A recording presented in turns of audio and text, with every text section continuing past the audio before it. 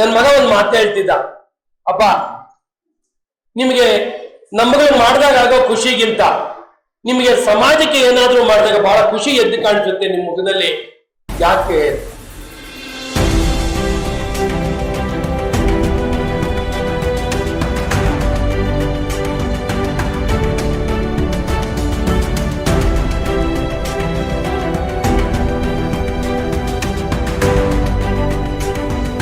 ಪೆನ್ನಿದೆಯಲ್ಲ ಅದು ಹಿಂಗ್ ಹಾಕೊಂಡು ನೀವು ಖಡ್ಗನ ಹಿಡಿದು ಯಾರನ್ನ ಏನ್ ಬೇಕಾದ್ರೂ ಮಾಡಬಹುದು.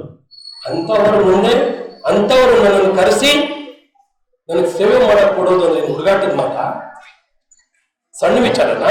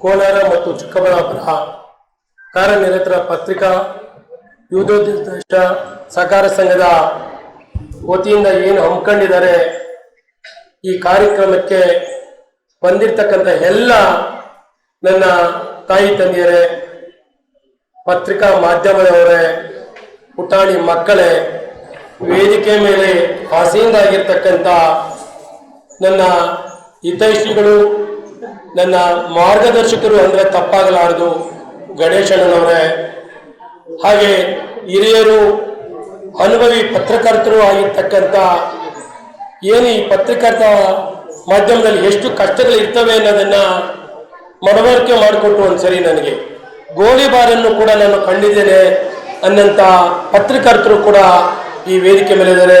ಅಬ್ನಿ ಶಂಕರಣ್ಣವರೇ ಹಾಗೂ ನನ್ನ ಶ್ರೀಮತಿಯಾದಂಥ ಲತಾ ಅವರೇ, ಬಹುಶಃ ನನ್ನ ಎಲ್ಲ ಕಾರ್ಯಗಳಿಗೆ ನಾನು ಏನು ಸಮಾಜ ಸೇವೆಯನ್ನು ಹಮ್ಮಿಕೊಂಡಿದ್ದೀನಿ, ಇದಕ್ಕೆ ಪ್ರೋತ್ಸಾಹಕರು, ನನ್ನ ಕೆಲಸಕ್ಕೆ ನೀರೆರೆದು ನೀವೆಲ್ಲ ಕೆಲಸಗಳನ್ನು ಮಾಡಿದ್ದೀರಾ, ಬಹಳ ಕಷ್ಟಪಟ್ಟು ಕೆಲಸಗಳನ್ನ ಮಾಡಿದ್ದೀರಾ, ಬಹಳ ಕಷ್ಟಪಟ್ಟು ಸಂಪಾದನೆ ಮಾಡಿದ್ದೀರಾ, ನೀವು ಇನ್ನೇನಾದ್ರೂ ಸಂಪಾದನೆ ಮಾಡ್ಬೇಕಂತಿದ್ರೆ ಏನಿರ್ಬೋದು ಅಂತ ನನ್ನ ಮಗಳು ಕೇಳೋದು. ಆಗ ನನ್ನ ಮಗಳಿಗೆ ಹೆಂಡತಿಗೆ ಹೇಳಿದೆ, ನನಗೇನೇನು ಆಸೆ ಇಲ್ಲ, ಒಂದು ಆಸೆ ಇದೆ, ಬಿಟ್ರೆ ನಾನು ಸನ್ಯಾಸತ್ವ ತಗೊಳ್ತೀನಿ, ನಿಮ್ಗೆಲ್ಲ ಮಾಡಿದ್ದೀನಿ, ನನ್ನನ್ನು ನಾವಾಗಿ ಬಿಟ್ರೆ ಸನ್ಯಾಸತ್ವ ತಗೊಳ್ತೀನಿ, ಇಲ್ಲ ಅಂದ್ರೆ ಒಂದು ಸಣ್ಣ ಸಮಾಜ ಸೇವೆನ ಮಾಡ್ಬೇಕಂತ ಇದ್ದೀನಿ. ಯಾಕೆ ಅಂದ್ರೆ ಬಹುಶಃ ಸಮಾಜದಲ್ಲಿ ಎಲ್ಲವೂ ಆದಮೇಲೆ ಒಂದು ಕೊನೆ ಅಂತ ಇರಲೇಬೇಕಲ್ಲ. ಅದು ನನಗೆ ಇದ್ದಿದ್ದು ಒಂದು ಜನರ ಪ್ರೀತಿ, ವಿಶ್ವಾಸ, ನಂಬಿಕೆನ ಸಮಾಜದಲ್ಲಿ ನಾನು ಪಡಿಬೇಕು ಅಂತ. ಅದನ್ನ ಯಾರಿಗೂ ಕೂಡ ದುಡ್ಡು ಕೊಟ್ಟು ಪಡೆಯೋಕ್ಕಾಗಲ್ಲ, ಎಷ್ಟೇ ದುಡ್ಡು ಕೊಟ್ಟರು ಕೂಡ ಅದು ಕಡಿಮೆನೆ. ಅದನ್ನ ಪ್ರೀತಿ ವಿಶ್ವಾಸದಿಂದ ಪಡಿಬೇಕು ಅನ್ನೋ ಹಂಬಲ ಇದೆ ನನಗೆ ಅಂತ ನನ್ನ ಮಕ್ಕಳಿಗೆ, ನನ್ನ ಹೆಂಡತಿಗೆ ಕೂತ್ಕೊಂಡು ಮಾತಾಡಿ ನಾವು ಸಮಾಜ ಸೇವೆಗೆ ಮುಂದಾಗಿದ್ದ. ಆಕ್ಚುಲಿ ನನ್ನ ಮಕ್ಕಳು ಅಷ್ಟೇನೆ, ನನ್ನ ಮಗಳು ಅಷ್ಟೇನೆ, ನನ್ನ ಹೆಂಡತಿನೂ ಅಷ್ಟೇನೆ. ಬಹುಶಃ ಅವ್ರ ಎದುರುಗಡೆ ಏನಾದ್ರು ತಪ್ಪಾಗುತ್ತೆ ಅನ್ನೋ ಗೊತ್ತಿಲ್ಲ, ಆದರೆ ನನ್ನನ್ನು ಯಾವತ್ತಿಗೂ ಕೂಡ ಒಂದು ದಿವಸ ನೀವು ಕೆಲಸ ಮಾಡಬಾರ್ದು ಅಂತ ಹೇಳಲಿಲ್ಲ. ನನ್ನ ಮಗ ಒಂದು ಮಾತು ಹೇಳ್ತಿದ್ದ, ಅಪ್ಪ ನಿಮಗೆ ನಮ್ಮಗಳು ಮಾಡಿದಾಗ ಆಗೋ ಖುಷಿಗಿಂತ ನಿಮಗೆ ಸಮಾಜಕ್ಕೆ ಏನಾದರೂ ಮಾಡಿದಾಗ ಬಹಳ ಖುಷಿ ಎದ್ದು ಕಾಣಿಸುತ್ತೆ ನಿಮ್ಮ ಮುಖದಲ್ಲಿ, ಯಾಕೆ ಅಂತ. ಅವಾಗ ಹೇಳಿದೆ, ಇಲ್ಲ ಮಗನೇ ಹಂಗಲ್ಲ, ಇವತ್ತು ನೀನೊಂದು ಬರ್ತ್ಡೇ ಮಾಡ್ಕೊಂಡ್ರೆ 50,000 ರೂಪಾಯಿ 1,00,000 ರೂಪಾಯಿ ಶೂ ಹಾಕ್ತೀಯಪ್ಪ. ನೀನು ಇವತ್ತು ಬರ್ತ್ಡೇ ಮಾಡ್ಕೊಂಡಾಗ ಒಂದು 50,000 ರೂಪಾಯಿ 1,00,000 ರೂಪಾಯಿ ಶೂ ಹಾಕಿದ್ರೆ ಯಾವುದೇ ಮಗು ಅದನ್ನ ನೆನ್ಸ್ಕೊಳ್ಳೋಕ್ಕೂ ಕಷ್ಟ ಆಗುತ್ತೆ, ಬಡ ಮಕ್ಕಳು.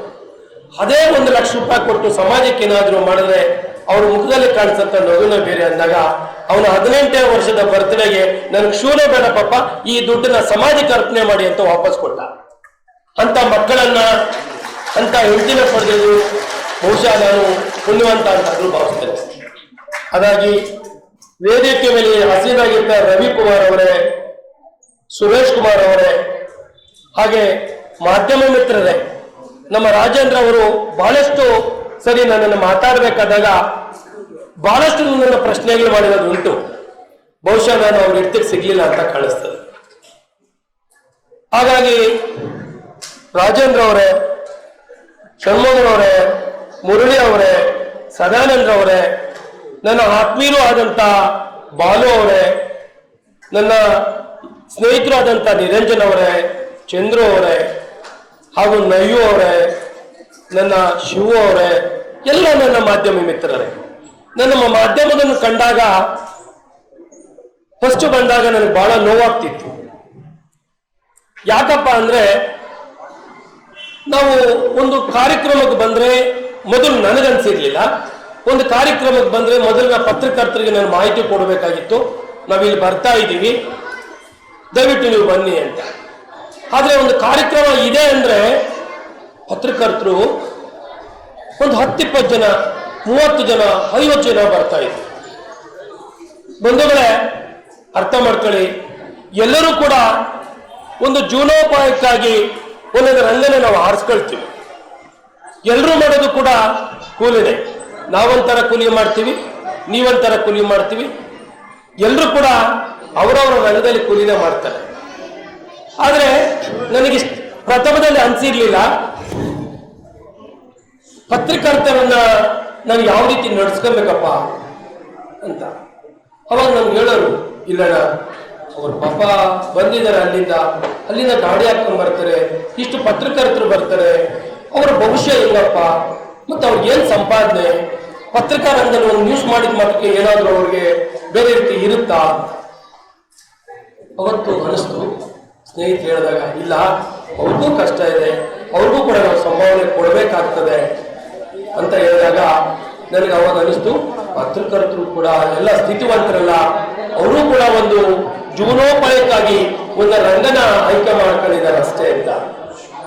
ಹಂಗಾಗಿ ಬಂಧುಗಳೇ, ಇವತ್ತಿಲ್ಲಿ ಸೇರಿದ್ದೀವಿ. ಮೊದಲು ನಾವು ಶಿಕ್ಷಣ ಅಂದ್ರೆ ಏನು? ಜಯ ಬಲೋ ಭಾರತ್ ಮಾತಾಕ್ಕೆ ಯಾರು ಮಾತಾಡಬಾರ್ದು, ದಯಮಾಡಿ ನನಗೊಂದು 10 ನಿಮಿಷ ಸಮಯ ಕೊಡಿ. ಶಿಕ್ಷಣ ಅಂದ್ರೆ ಏನು? ಬಹುಶಃ ನಾವು ಅನ್ಕೊಂಡಿದೀವಿ, ನಾವೆಲ್ಲ ತಂದೆ ತಾಯಿಗಳು ನಾವು ಅನ್ಕೊಂಡಿರಬೇಕು, ಬಹುಶಃ ಅವರು ಅನ್ಕೊಂಡಿರಲ್ಲ, ನಾವು ಅನ್ಕೊಂಡಿದೀವಿ ನನ್ನ ಮಗನು 98 ತಗೋಬೇಕು, ಔಟ್ ಆಫ್ ಔಟ್ ತಗೋಬೇಕು, ನನ್ನ ಮಗ ಫಸ್ಟ್ ರ್ಯಾಂಕ್ ಬರಬೇಕು. ಹೌದಲ್ವಾ? ಶಿಕ್ಷಣ ಅಂದ್ರೆ ಇವತ್ತು ಕಾಂಪಿಟೇಷನ್ ಯುಗದಲ್ಲಿ ಇದೀವಿ ನಾವೆಲ್ಲರೂ ಕೂಡ ಪರ್ಸೆಂಟೇಜ್ ಅನ್ನೇ ಮಾತಾಡ್ತೀವಿ. ಖಂಡಿತವಾಗ್ಲೂ ಸ್ವಾಮಿ ವಿವೇಕಾನಂದರು ಹೇಳಿದ್ದಾರೆ, ಶಿಕ್ಷಣ ಅಂದ್ರೆ ಪುಸ್ತಕದಲ್ಲಿರತಕ್ಕಂಥ ವಿಚಾರವನ್ನು ತಿಳಿದು ಪುಸ್ತಕ ಸೀಮಿತವಾಗಿರುವಂಥದ್ದು ವಿದ್ಯಾಭ್ಯಾಸ ಅಲ್ಲ, ಅಥವಾ ಶಿಕ್ಷಣ ಅಲ್ಲ. ಪುಸ್ತಕದಲ್ಲಿ ಇರ್ತಕ್ಕಂಥದ್ದನ್ನ ಓದಿ ಏನು ನಾವು ಜ್ಞಾನಾರ್ಜನೆ ಮಾಡಿರ್ತೀವಿ, ಏನು ಸಂಪಾದನೆ ಮಾಡಿರ್ತೀವಿ ತಲೆ ಒಳಗಡೆ, ಅದನ್ನ ಸಮಾಜಕ್ಕೆ ಸಂಸ್ಕಾರ ಆಗ್ಬೋದು, ಸಂಸ್ಕೃತಿ ಆಗ್ಬೋದು, ಜ್ಞಾನ ಆಗ್ಬೋದು, ಸಮಾಜಕ್ಕೆ ಹೊರಹೊಮ್ಮುವುದೇ ನಿಜವಾದ ಶಿಕ್ಷಣ ಅಂತ ಸ್ವಾಮಿ ವಿವೇಕಾನಂದ ಅವಾಗಲೇ ಹೇಳಿದರು. ಆದ್ರೆ ಇವತ್ತು ನಮ್ಮ ಗಣೇಶಣ್ಣರು ಮಾತಾಡ್ತಾ ಹೇಳಿದ್ರು, ಅಬ್ದುಲ್ ಶಂಕರಣ್ಣವರು ಹೇಳಿದ್ರು, ಇವತ್ತು ಸಮಾಜದಲ್ಲಿ ಯಾರೇ ಎಷ್ಟು ಎತ್ತರಕ್ಕೆ ಬೆಳೆದ್ರೂ ಕೂಡ ಒಂದಲ್ಲ ಒಂದು ದಿವಸ ಬಿಟ್ಟು ಹೋಗ್ಬೇಕಾಗಿದೆ. ಶಾಸಕರಾಗಬೇಕು, MLA ಆಗಬೇಕು, MP ಆಗಬೇಕು, ಮುಖ್ಯಮಂತ್ರಿ ಆಗಬೇಕು, ಪ್ರಧಾನಮಂತ್ರಿ ಆಗಬೇಕು. What next? ಆಮೇಲೆ ಏನಾಗಬೇಕು ಗೊತ್ತಿಲ್ಲ ಯಾರು. ಆಮೇಲೆ ಏನಾಗಬೇಕು ನಾವು? ಆಮೇಲೆ